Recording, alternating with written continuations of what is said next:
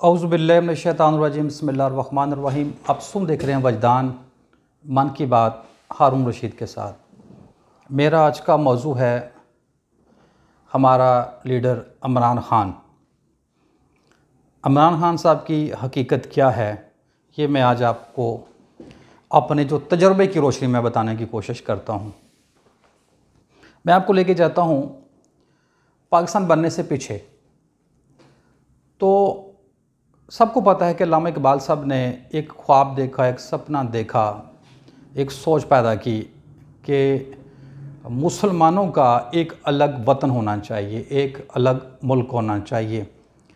क्यों होना चाहिए वो पूरा जानते थे। उन्होंने पूरा एक प्रोग्राम दिया अपनी सोच में, अपने ख्वाब में, अपने ख्याल में।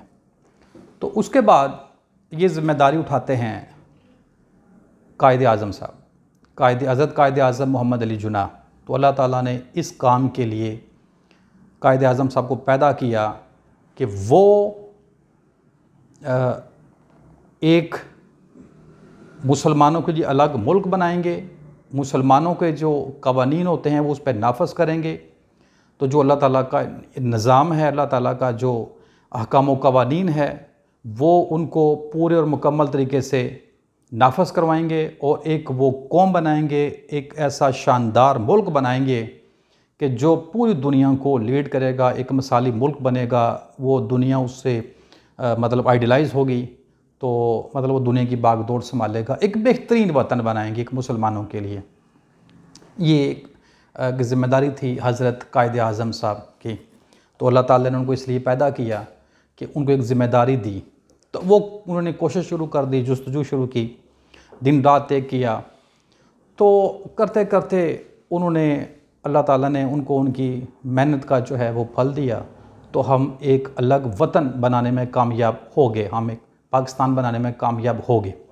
यानी कि पहला स्टेप ये था कि एक अलग वतन बनाया जाए, जो कि बहुत सारे लोगों को कुर्बानियाँ देना पड़ी, बहुत सारे लोगों को कुर्बानी देना पड़ी। तो कायद-ए-आज़म साहब को भी बहुत सारी कुर्बानियाँ देना पड़ी, लेकिन अब वो उम्र सीधा हो चुके हुए थे, बीमार भी थे। तो जब ये मुल्क अलग बना तो वो लोग जो मतलब शैतान थे, शैतान के पैरोकार थे, शैतान के जो अलहकार थे, वो भी दोस्तों की शक्लों में बीच में ही थे, ठीक है ना। तो मतलब साथियों की शक्लों में बीच में ही थे।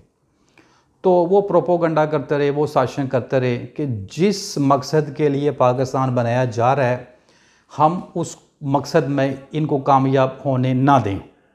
यानी कि आज़ाद होने के बाद भी इसको हम अपनी कैद में रखें।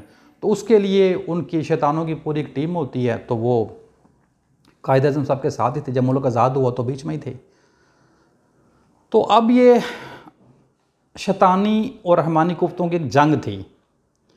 तो उन्होंने, चूँकि कायद-ए-आज़म साहब का पूरा एक मकसद था, उनकी पैदाइश का एक मकसद था, तो अल्लाह ताला ने उनको एक मकसद के लिए पैदा किया हुआ था। और ये कानून है अल्लाह ताला का कि जो भी शख्स, जो भी मखलूक जब तक दुनिया में अपना मकसद पूरा ना कर ले, उसको आना पड़ता है। वो अपना मकसद पूरा करेगी तो रब्बुल आलमीन के पास जाएगी।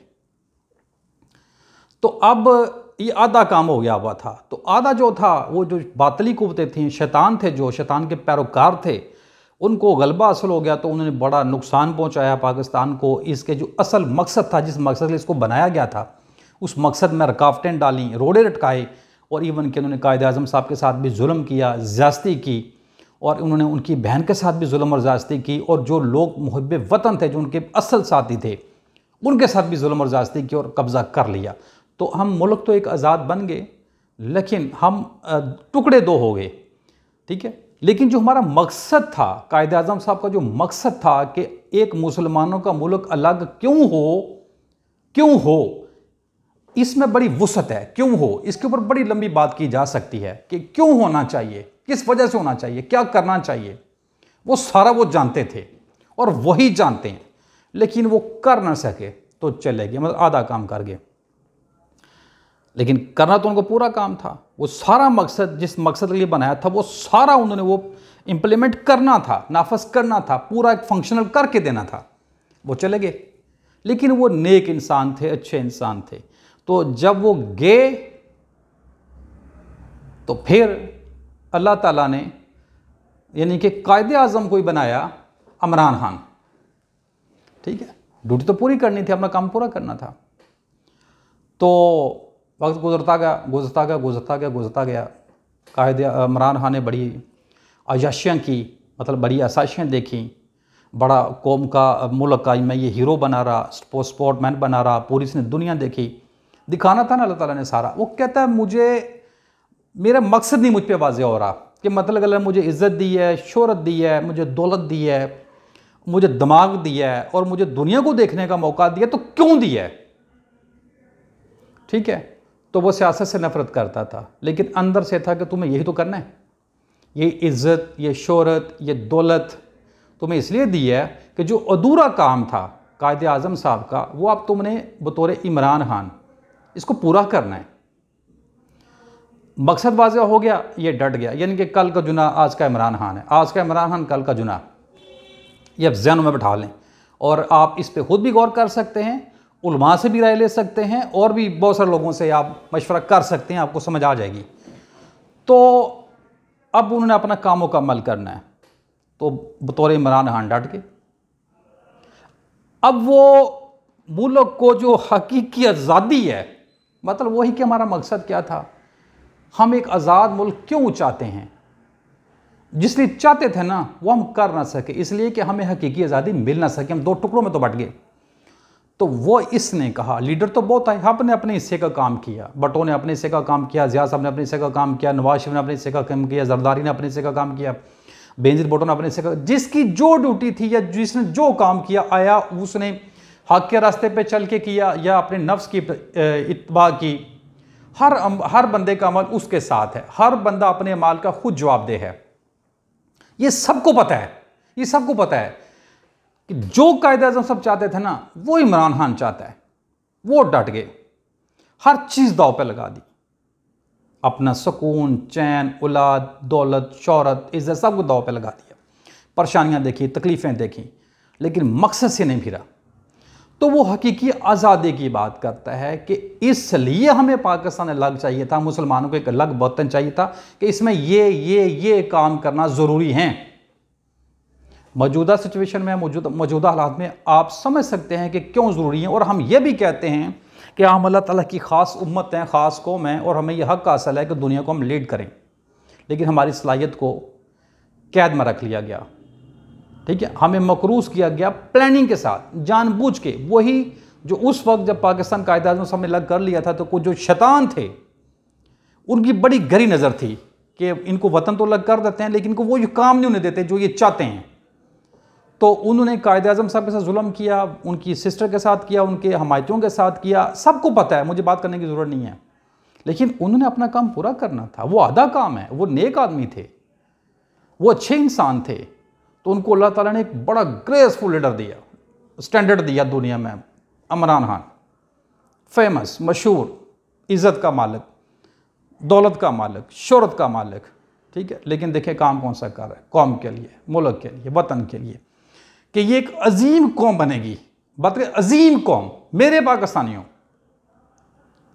मतलब मुझे हकीकी आज़ादी की जंग लड़नी, क्यों लड़नी है कि जो मकसद कायदे आज़म साहब के दिमाग में था, जो अल्लामा इकबाल साहब के दिमाग में था, एक मुसलमान का वतन क्यों अलग होना चाहिए, एक मुसलमान के वतन में क्या होना चाहिए, ये सबको पता है, मुझे इसको एक्सप्लेन करने की ज़रूरत नहीं है।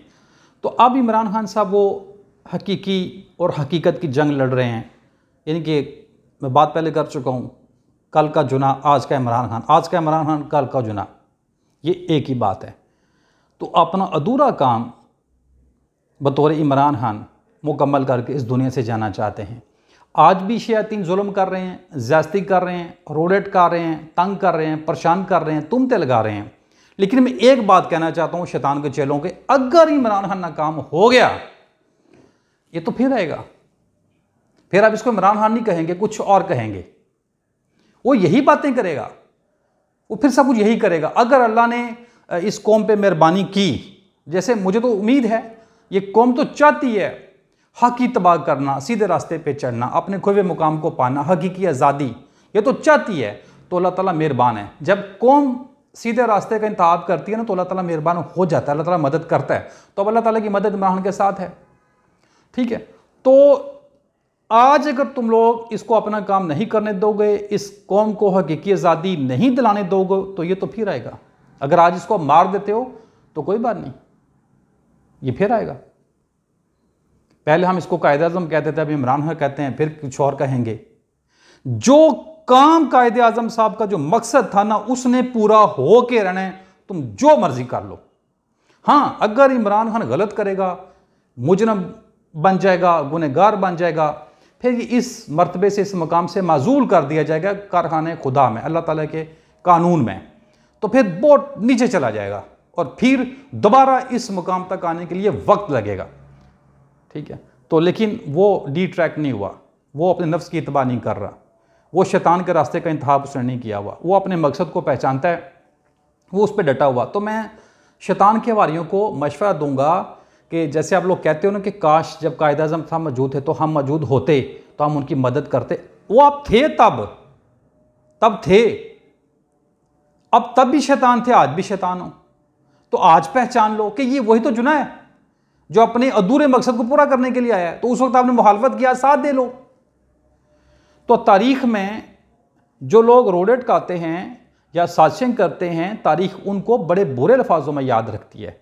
और जो अच्छा काम करते हैं, नेक काम करते हैं, चाहे लीडरों के साथ, चाहे रसूलों के साथ, चाहे नबियों के साथ, क़यामत तक लोग उनको इज़्ज़त की निगाह से देखते हैं, उनका जिक्र बड़ी इज़्ज़त के साथ करते हैं। तो आप एक नेक लीडर है, बेहतरीन लीडर है, या आपको एक उम्मत बनाने की बात करता है, कौम बनाने की बात करता है, अपने अजीम मकसद को पूरा करने के लिए आया हुआ है, इसको करने दें, इसका साथ दें। मार तो अपने वैसे भी जाना है, तो ऐसे मरें कि आप अमर हो जाएं। ठीक है, इस दुनिया में बार बार आके आना और अपने मकसद को पूरा करना बहुत मुश्किल काम है। तो मतलब मैं आपको यही कहूँगा कि इंसान होना एक बहुत बड़ा मर्तबा और मकाम है। तो अपने इस मर्तबे और मकाम से मत गिरें, हैवान ना बने, आप जानवर ना बने, आप मर्तबा इंसान से आगे की तरक्की करें, आप अपने रब्बुल आलमीन के पास जाएं अपने अधूरे कामों को मुकम्मल करके। तो मैंने आपको एक इशारा दिया है, इमरान खान की हकीकत, कायद-ए-आज़म साहब की हकीकत, मकसद एक ही है। ठीक है, तो जैसे मैं कहता हूँ ना अक्सर कि लामा इकबाल साहब की बात को कौन समझेगा, तो मैं खुद ही जवाब देता हूँ कि लामा इकबाल साहब की बात को लामा इकबाल खुद समझेगा। मतलब वो एक मर्तबा मकाम, जिस मर्तबे मकाम पे लामा इकबाल साहब वाइस है, अगर कोई शख्स वहाँ तक पहुँच जाता है तो वो उनकी बात को समझेगा, जानेगा। तो वो एक ही बात है। ठीक है, मैंने मुख्तसर आपको कुछ बताने की कोशिश की है, तो बाकी आप खुद गौर कर लें और अपनी डायरेक्शन को सीधा करें, बात को समझ के। आप तमाम सुनने देखने वालों का बहुत शुक्रिया। अगर आपको वीडियो अच्छी लगे तो चैनल को सब्सक्राइब कर लें, वीडियो को लाइक और शेयर कर लें। मकसद ये है कि लोग हक बात से आगाह हों। अस्सलाम वालेकुम रहमतुल्लाहि व बरकातुहू।